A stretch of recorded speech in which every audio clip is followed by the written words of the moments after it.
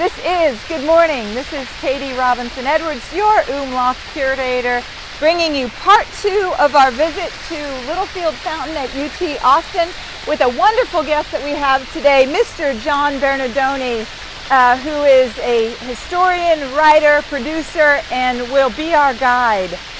Today I want to catch you up a little bit and talk something about the iconography of this sculptural group.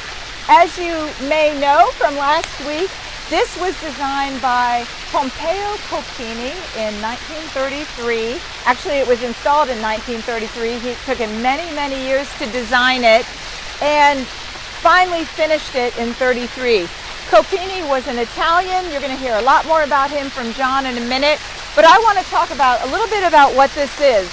It is actually a World War I memorial statue, and as we talked last week, it was originally meant by George Littlefield to be a memorial to Confederate soldiers, which Pompeo Copini scratched that idea and said it would be much better off to be a memorial to World War I and the U.S. and the survivors of that and the heroes. Therefore, we have up here a winged Victory on top of the prow of a ship. On either side of her is a doughboy who's an allegorical, heroic figure representing the Army, and on the other side, the Navy. So we represent the war power of the United States. And then the most fascinating part, I think, is right in here. You've got these 3 horses and so these are hippocamps. They're not actually horses. If you'll see, they have webbed feet and the tail of a porpoise or of a fish so these are hippocamps.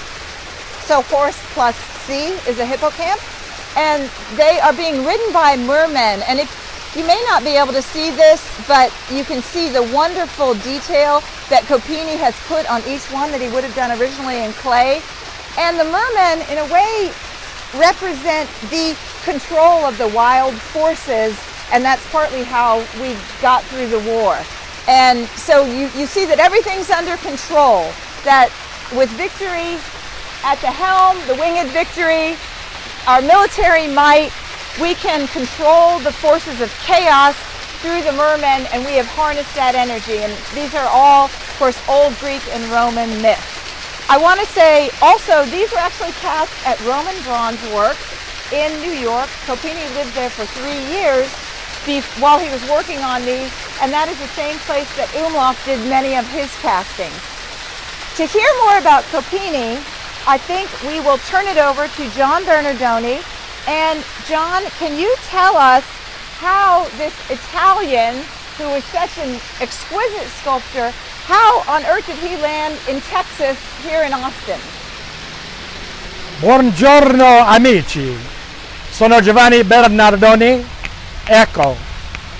This is the Italian Hour, brought to you by Copini and yours truly. Happy to be here. We've been loving the Umlauf Sculpture Garden, and I hope you appreciate the Dolce Vita scene here with Katie and the fountain a la Jill Ekberg. Okay, so Pompeo Copini was born in Moglia, Italy. He moved to Florence, where he studied to be an engineer. But after he was watching all the sculptors, he became inspired and decided to go into sculpting over his father's objections. In 1896, he immigrated to America and moved to New York City, where he would work for about 4 or 5 years. Now this is pivotal, because while he was in New York, after the storm of 1900 in Galveston killed over 8,000 people, William Randolph Hearst threw a big benefit at the Waldorf Astoria called the Galveston Orphans Bazaar, the point of which was to raise money for the victims who were still alive in Galveston. All manner of celebrity were there, including Mark Twain and others. And William Randolph Hearst asked New York artists if they would donate items they could auction to raise money for the victims in Galveston. And Copini donated a small maquette model of the first iteration of the victims of the Galveston flood. This is like the 4th iteration. But let me continue with Copini coming to Texas. While he was in New York and while he had all this exposure at the William Randolph Hearst event, he got to know some of the Texas socialites, and they basically said, you need to come to San Antonio. You need to move to San Antonio. We want you. You'll get commissions. So in 1901, he became a U.S. citizen, moved to San Antonio, where he would live and work for 57 years, except for a short period in Chicago. And that is when he started doing, you know, bronzes of busts and what have you of socialites and governors and politicians. That's when he got to know Major George Littlefield. That's when he started working with UT. That's when the Littlefield Fountain came to be. But before I get to that point, in 1914, Pompeo Copini donated 24 pieces in plaster cast to the university, which included 6 heroic statues, 6 heroic busts, and 12 the smaller busts. Can't think of the name right. Sketches yeah, or exactly. studies. And so we have records of all these 24 pieces, which he gave through George Littlefield to UT. 1914. Now, the last time these were exhibited, in fact, the only time they were exhibited on the UT campus was during the Christmas break of 1919. We have that documented in the UT Cactus Yearbook from 1920. After that exhibition in 1919, all 24 pieces disappeared from the UT campus in the early 1920s. What happened to them? There is no record. Ralph Elder, who was a 25-year veteran archivist with the Briscoe Center, and I hired Ralph to figure it out, the mystery. And I was telling Katie, we drilled all the way to China. I mean, we did research you cannot believe, and we could not find one memo, one piece of paper, one letter from the regents to the president, or from the president to the head of facilities. They vanished as though aliens picked them up off the earth. I surmise that they were not stolen, they were not given away, they were not moved to Morocco, they were not carted off to somebody's ranch in East Texas. We surmise that they were moved too many times on campus, dropped, and summarily were basically broken into a sea of plaster cast chunks. That is the only thing we can figure out. We believe that UT did not document this because they were worried about liability and, moreover, public outcry. And this began a 30-year antagonism with Copini towards UT, who previously loved UT, absolutely loved UT. But those 30 years he could not get an answer. Where are my things? Okay, as a part of those 24-piece statuary that he donated to UT, most importantly is this statue called The Victims of the Galveston Flood, which he completed in 1904 and exhibited at his studio in San Antonio, which is well documented in the San Antonio Express. And then this went on to be exhibited at the St. Louis World's Fair of 1904, which was a mammoth event that drew over 20 million people. Then this statue made its way back to San Antonio as a part of the San Antonio International Fair, they called it, 1905. Then it was exhibited in Dallas at the State Fair, 1908. And then this went back into Copini's studio for many years until it was donated to UT in 1914 with the other 23 statues.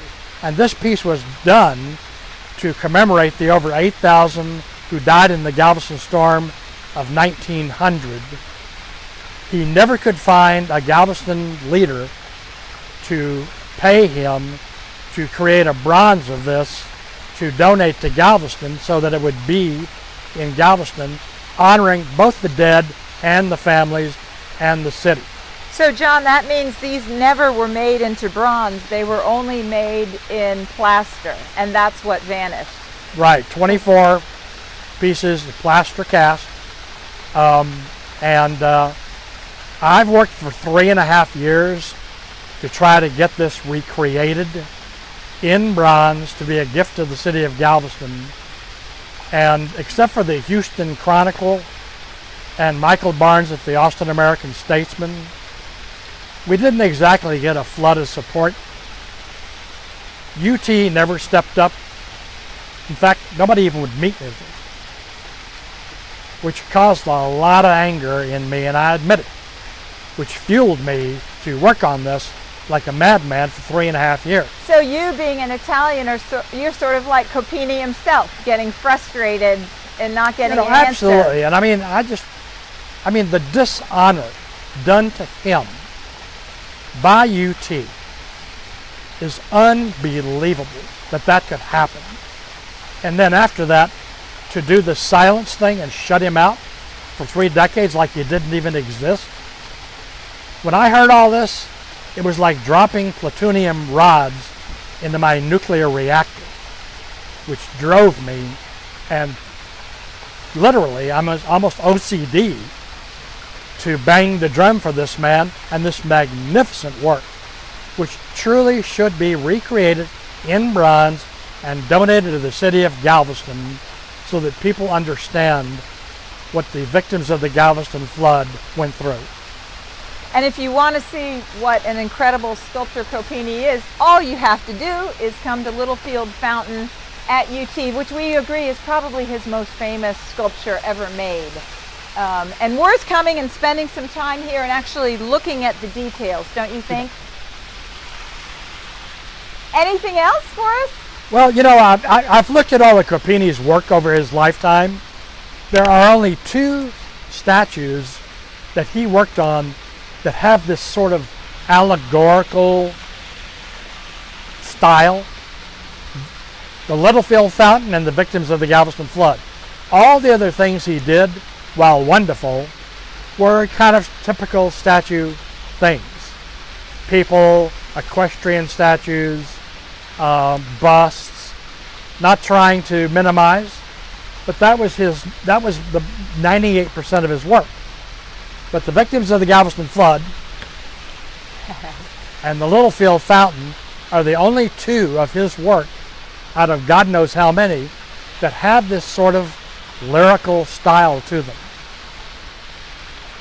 Thank you, John. And I would like to say thank you, John Bernardoni, for taking us on this odyssey for the last couple weeks. Thank you, Alex Morrison, for cheerfully filming it and helping us out. Thanks to everybody. Please support the Umlauf and the Victims of the Galveston Flood Project. And we'll see you in 2 weeks for Facebook Live. Ciao, ciao.